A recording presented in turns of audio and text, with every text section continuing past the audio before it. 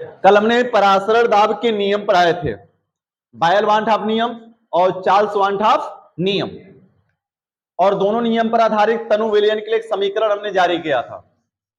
3 से 4 समीकरण में बनाया था। किस स्थिति में कौन सा रखेंगे वो तुम्हें सारा के सारी स्थितियां याद होनी चाहिए।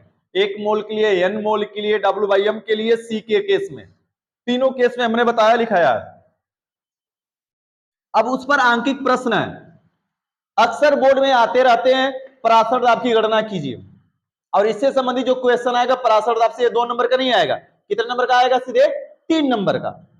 हमने बताया हुआ 2 नंबर की जो टॉपिक है वो तुम्हारी 2 नंबर की टॉपिक किस पर केवल डिपेंड है लल्ला? नॉर्मलता, मोलरता, जो हम लोगों ने पढ़ा ना पीछे 6 हेडिंग हमने बताया था, 9 में से जो 6 हेडिंग हमारी है, ग्राम प्रति लीटर, नॉर्मलता, मोलरता, मोललता, मोल प्रभाज, पीपीएम, इससे 2 नंबर के सवाल आ जाएंगे।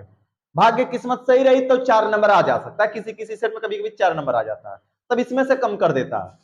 2 नंबर वहां से और 4 नंबर हमने बताया है 3+1। 3+1 इसलिए बताया था कि अगर परासरण दाब से आएगा तो 3 नंबर का आएगा, दिमाग और क्वथनांक से सवाल आएगा तो सीधे 4 नंबर का आ जाता है, या कभी कभी परिभाषा आ जाती है मिलकर।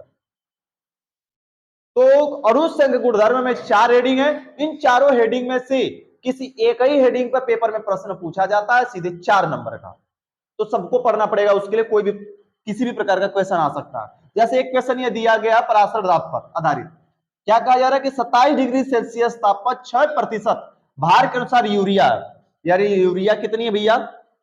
देखो अपना परम कर्तव्य क्या है, हल करते समय गिवन वैल्यू को लिख लो, क्या पूछ रहा है उसको लिख लो, अपने आप सारा रास्ता क्लियर हो जाएगा। और यही तुम लोग नहीं करना पसंद करते। टी दिया गया कितना? 27 डिग्री सेल्सियस। क्या परासरण दाब में कहीं टी की कोई हमें आवश्यकता है? नहीं दिया, फिर भी लिख देंगे। अब 6% भार के अनुसार यूरिया, यानी हम कहेंगे सर जी यूरिया की जो मात्रा है वो कितनी है? 6%। लेकिन प्रतिशत के आगे क्या बोला है? भार के अनुसार, यानी इस परसेंटेज को हम किस में बदल दें? ग्राम में। हम तो केजी भी ले सकते हैं, लेकिन हमें पैमाना जो चल रहा है सब में ग्राम ही चल रहा है ना, इसमें हमने क्या मान लिया भैया? परसेंटेज को हटाकर ग्राम। अब ये बताओ जल में घोला जा रहा है, ये कंफर्म है विलेय है ना? ये कंफर्म क्या है? विलेय।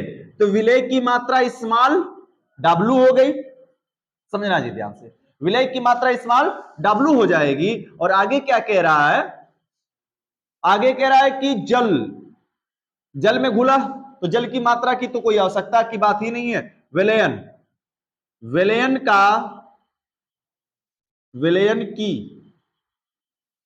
की मात्रा, तो विलयन की मात्रा आ जाएगी भैया भी, मात्रा यानी कितनी हो जाएगी?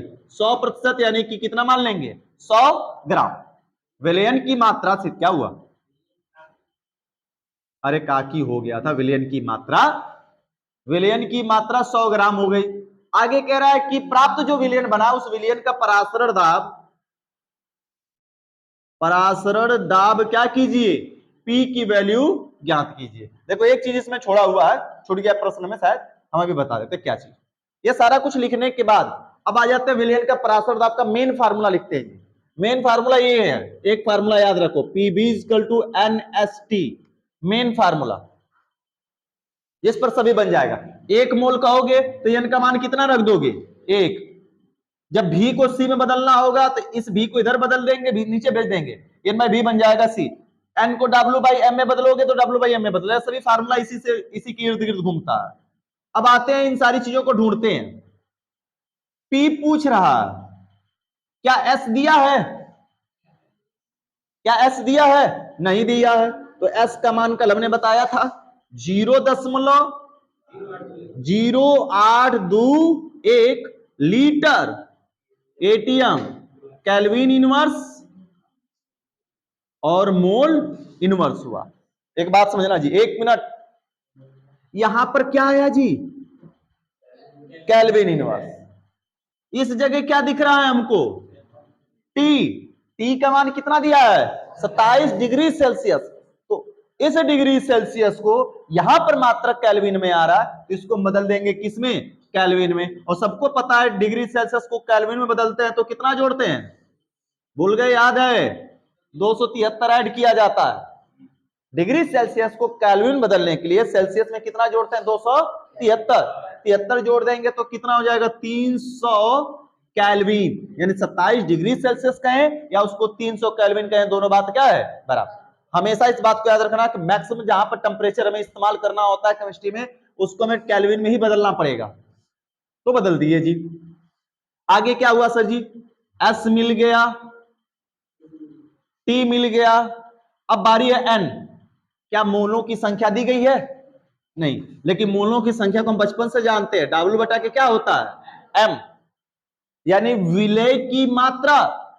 तो विलय की मात्रा दी गई है सर जी? हाँ बिल्कुल दी गई है। M क्या है?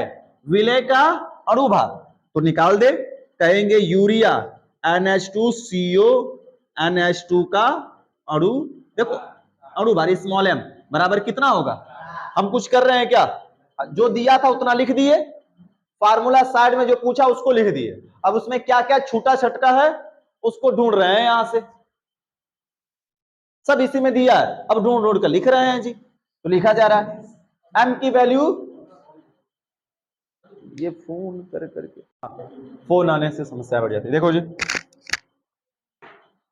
यहां पर हो जाएगा इसका अणुभार 60। अब क्या रह गया सर जी? सब कुछ तो हमने ढूंढ कर लिख दिया। अब जो बचा है जरा गौर करने की बात है, भी आयतन। क्या आयतन बोला है इसमें जी? आयतन विलयन की मात्रा दी गई है 100 ग्राम है, और सबको पता है इस ग्राम को किस में बदलना होता है भैया? लीटर में। लीटर बदलने के लिए क्या रखना पड़ता है? लीटर बदलने के लिए घनत्व तो पता होना चाहिए, यही ना? अब एक केस याद रखना तुम्हें, परासरण दाब वाले में केवल आने के बाद पीछे जो हम करते हैं उसी के अनुसार हमने लिखा है तुम्हें समझाने के लिए। अब परासरण दाब के अनुसार हम करते आ रहे हैं, तो जब यहां पे घनत्व नहीं दिया, अगर दे दिया तो बिल्कुल करते घनत्व से, पता है ना? भार में घनत्व से क्या देते? भाग देते। किस में बदल जाता? ml में, और ml को फिर भाग देते 1000 से, किस में बदल जाता? लीटर में। लेकिन क्या लगता है यहां पर यह दिया है, घनत्व दिया नहीं तो भाग किससे देंगे? इसलिए हम इस 100% जो विलयन बनेगा, 100% जो विलयन बनेगा जिसमें 6% यूरिया घुली है, एक ऐसा पैमाना माने दोनों का कि जो एक ही पद्धति में लागू होता हो। और उसके लिए एक पैमाना हमने बताया था, इसको तो हमने ग्राम में मान लिया, इसको किस में मान लेंगे भैया? सेंटीमीटर क्यूब में मान लेंगे। 100 सेंटीमीटर क्यूब विलयन बना होगा। विलयन कितना होगा? 100 सेंटीमीटर क्यूब। ग्राम को हमने यहां पे सेंटीमीटर क्यूब बस मानना पड़ा इस वजह से क्योंकि यहां पर कोई घनत्व दिया नहीं है। अगर घनत्व देता तो कंफर्म मानकर चलो 110% कि हम क्या देखते? 100 ग्राम, और 100 ग्राम में फिर भाग किससे देते? घनत्व डेंसिटी डी से, फिर आयतन आता है ml में, और उस ml को फिर भाग देते कितने से? 1000 से, तो बदल जाता किसमें? भी इन लीटर में। लेकिन घनत्व नहीं दिया और पूछ क्या रहा है? परासरण दाब। तो परासरण दाब के केस में ये आता है कि नहीं, हमें प्रेशर कैलकुलेट करना है, परासरण दाब। तो उस केस में जो विलयन का जो आयतन है, एक ही पद्धति ग्राम और सेंटीमीटर क्यूब एक ही पद्धति में आ जाती है, तो इसको हम मान सकते हैं 100 सेंटीमीटर क्यूब। तो यहां पर ये कितना है भैया? 100 सेंटीमीटर क्यूब। और 100 सेंटीमीटर क्यूब को हम किस में बदल देंगे? लीटर में। और लीटर बदलने के लिए कितने से भाग देनी पड़ती है भैया? सबको पता है, 1000 से। कितने से भाग दे देंगे? 1000 से। और भाग देने के बाद कितना आ जाएगा? 1/10 लीटर। और सारा मामला तय है। इसको कर सकते हैं 0 यहां पर आयतन लिखकर, विलयन का आयतन, मात्रा बदल गया, आयतन में कितना भी, वो भी आ जाएगा 0.1 लीटर। सारा मान पता है, सूत्र तुम्हारे सामने रखा गया है। सूत्र रखो जी, PV is equal to W बटा के MST। इसी पर रख पाएंगे ना? ये वाला फार्मूला कल मैंने हल कराया था, देखो ध्यान से। W बाई MST क्यों इस पर रखें? क्योंकि W और M का मान दिया गया है। पक्षांतर कर दो भैया, P निकालना है, हमें P चाहिए ना, तो P equal to W by ST बटा के M इंटू V। पुटअप करो फटाफट वैल्यू, सारी की सारी वैल्यू पुटअप करते हैं, क्या हो जाएगी बताना जरा जी। P इज इक्वल टू, हम लिख सकते हैं W का मान कितना? 6, S का मान 0.0821 गुणते T का मान 300, और बटे में आ जाएगा M की वैल्यू कितनी? 60 और गुणते v की वैल्यू 0.1, 6 दहा में 60, 6 दहा में 60, p इज इक्वल टू इसका गुणा कर देंगे कितना हो जाएगा 1, क्या कर रहे हो, इसका गुणा कर देंगे नीचे 1 हो जाएगा, तो 1 से भाग तो देनी पड़ेगी नहीं। अब ऊपर का गुणा करते हैं जी, थोड़ा गौर करना, इस 2 जीरो से 0.2 खसकेगा क्या 8.21 गुणते 3 लिख सकते हैं ऊपर वाले को, ये कट गया सारा का सारा। देखो कैलकुलेशन इजी बनाना है, डिफिकल्ट नहीं अपने आप को कि 300 से गुणा हुआ, सीधे सीधे देखो 2 से 2 जीरो खसक गया। अब 3 का गुणा करना आसान है, 3 1 कम 3, 3 दूना के 6, 8 तरीके 24। मात्रक क्या होगा प्रेशर का, अब यहां पे बात की बारी आएगी मात्रक की, तो मात्रक कहीं से नहीं ढूंढना है, इसी में मात्रक दिया है। एटीएम प्रेशर किसका मात्रक होता है, प्रेशर का, तो यहां पर एटीएम एटमॉस्फेरिक प्रेशर वायुमंडलीय दाब, कितना वायुमंडलीय दाब की आवश्यकता पड़ेगी भैया 24.63 वायुमंडलीय दाब की आवश्यकता पड़ेगी। मामला समझ में आया, फटाफट इतना उतार लो, ध्यान से इधर समझा जाए और हल किया जाए, देखिए जाए क्या है। सुक्रोज, सुक्रोज का मतलब C12H22O11, सुक्रोज यानी चीनी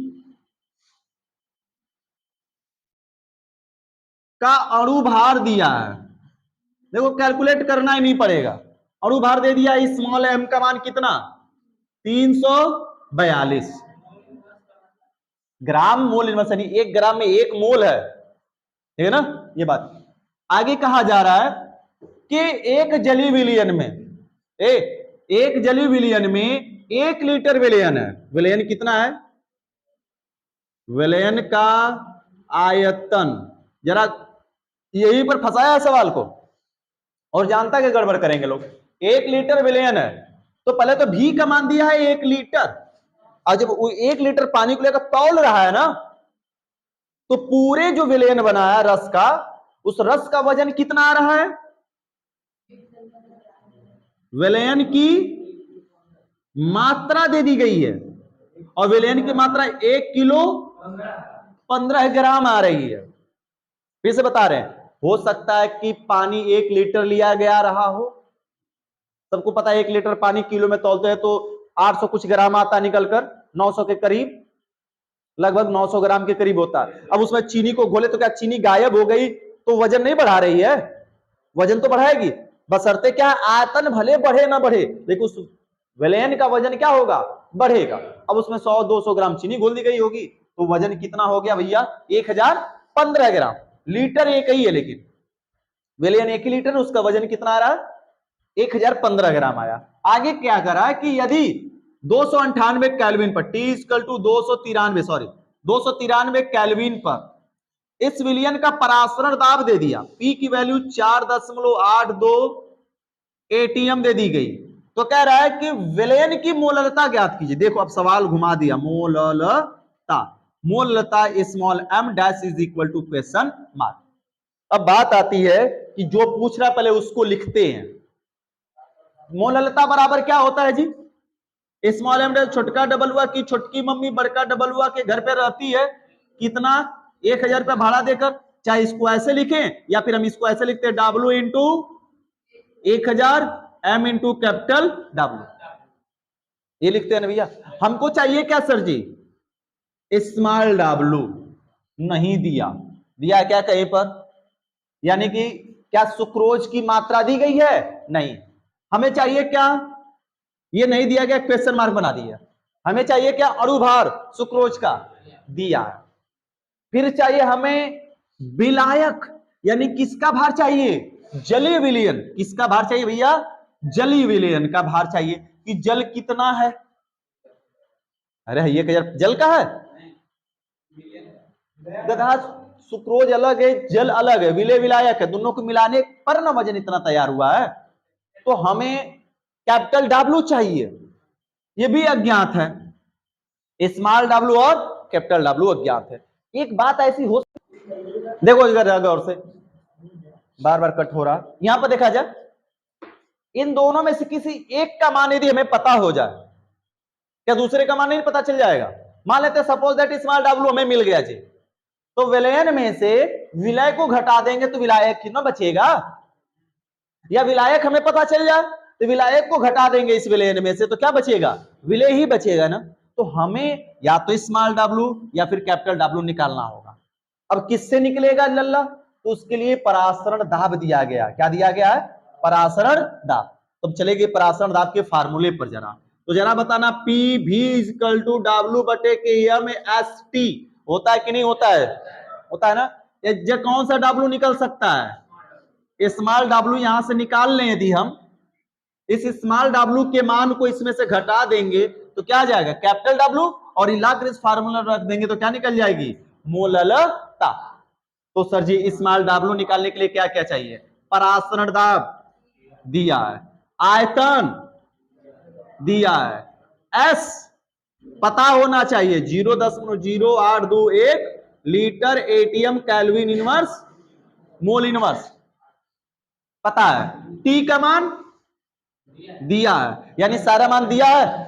तो क्या हम डब्ल्यू निकालें, अब डब्ल्यू कैलकुलेट करके लाकर यहां पर कैपिटल डब्ल्यू निकाल लेंगे और फिर रख देंगे, क्या जाएगी, मोललता। यही तरीका गिवन वैल्यू लिखने के बाद जो जो जैसे जैसे फंस रहा है उसको देखेंगे कैसे कैसे कहां से निकलेगा। मोललता सबसे पहले हमसे पूछा तो मोललता के लिए चाहिए स्मॉल डब्ल्यू, नहीं पता, 1000 तो हमें पता है, स्मॉल एम दिया है, कैपिटल डब्ल्यू नहीं पता। अब इन दोनों में से किसी एक का मान हम निकालेंगे, किसके जरिए, परासरण दाब। तो परासरण दाब का फार्मूला लिखा हमने तो वहां पे स्मॉल ए डब्ल्यू मिल रहा है, यानी इन दोनों में से हमें केवल किसका मान पता चलेगा, स्मॉल डब्ल्यू का।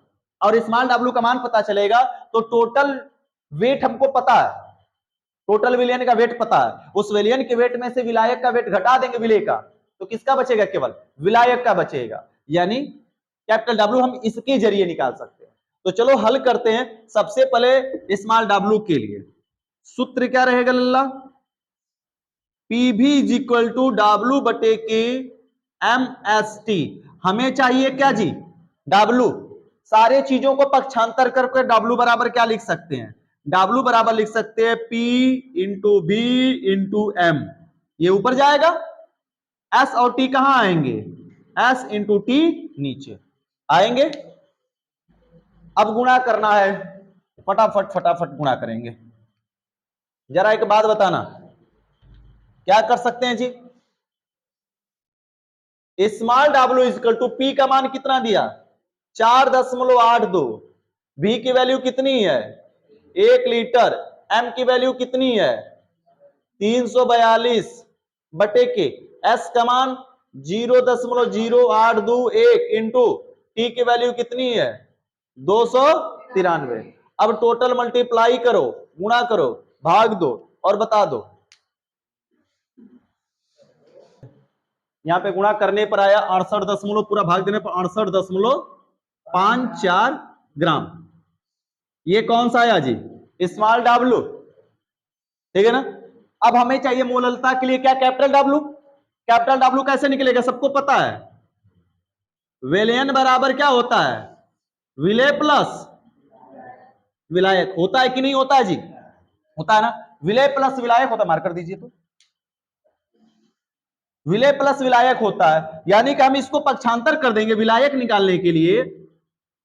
तो विलायक के लिए क्या लिख सकते हैं, विलयन माइनस विलय लिखा जा सकता है कि नहीं जी, विलयन माइनस विलय लिखेंगे यदि हम तो क्या निकलेगा, विलयन की मात्रा कितनी दी गई 1015 माइनस 68.54, घटा दो, घटाने के बाद कितना आ जाएगा, यहां पर विलायक की मात्रा कैपिटल डब्ल्यू, विलायक यानी कैपिटल डब्ल्यू, और कैपिटल डब्ल्यू का मान कितना आ जाएगा, घटा फटाफट, 1015 में से 68.54